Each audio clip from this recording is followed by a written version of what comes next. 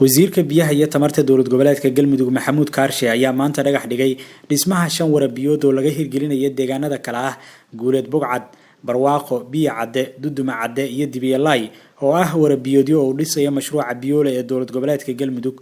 munaasabada dhagax dhigga hawshan ayay ka qayb galeen wasiir dowlaha caafimaadka Galmudug, gudoomiye ku-xigeenka arrimaha bulshada caasimadda, agaasimaha wasaaradda qorsheynta iyo madaxda mashruuca biyoole. Liibaan Cabdullaahi Gorgor madaxa iibka ee mashruuca biyoole ayaa sheegay in warahan oo ah kuwa casri ah ay kaalin mug iyo miisaan la ka qaadan doonaan qabashada biyaha roobka, horumarinta beeraha iyo xoolaha. maanta halkan lagu dhagax dhigay ilaa 5 warabiyood oo laga dhisi doono deegaanada Godin Labe, Dhuusamareeb, Gurceel, Balambal iyo Xaraale oo ah wajiga labaad ee dhismaha warabiyoodyada. waxaa sharaf u ah maanta inaan dib u bilowno waxaa nala jooga wasaaradda biyaha oo iyadu hormuud ka ah dhismaha warabiyoodadan. waxay sharaf u tahay guud ahaan reer Galmudug, gaar ahaan deegaankan maanta aan dhagax dhigayno oo ah warta aan u astayn in lagu dhagax dhigo wartii koowaad oo la bilaabi doono maalmahan hadii la haydmo. guud ahaanna kuwa kale saas ay ku dhagax dhigan yihiin lana bilaabi doono isku xilli. waraha magacyadooda ay ku xusan yihiin halkan Duduma Cadde, Dibiyalay, Guuleed Bogcad, Barwaaqo iyo Biyo Cadde.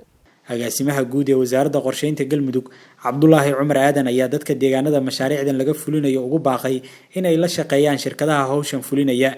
waxaan maartay rajeynayaa hadduu Alle idmo insha Allah community-ga degan 5 barbiyood meelaha laga qodayo in ay maxaa la dhihi jiray caawin doonaan hadduu Alle idmo dadka shaqaalaha ee ka shaqeyn doona warabiyoodyadaas ee kambaniyada ugu horeeyaan ayna la shaqeyn doonaan si ay ayagana ugu intifaacaan hadduu Alle idmo insha Allah warabiyoodyadaas nacfiga ka soo baxay biyahooda iyo howlahooda si ay ugu intifaacaan.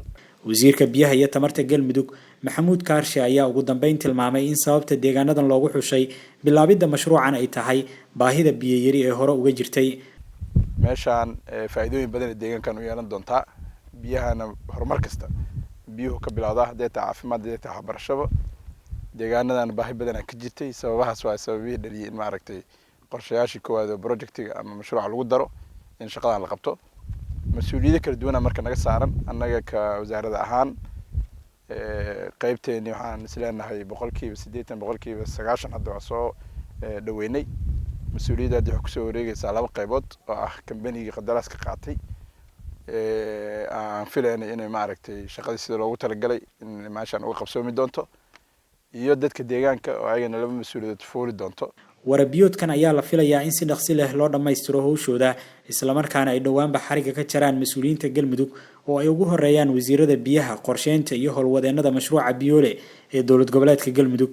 Cabdullaahi Warsamroble, warbaahinta qaranka, Dhuusamareeb.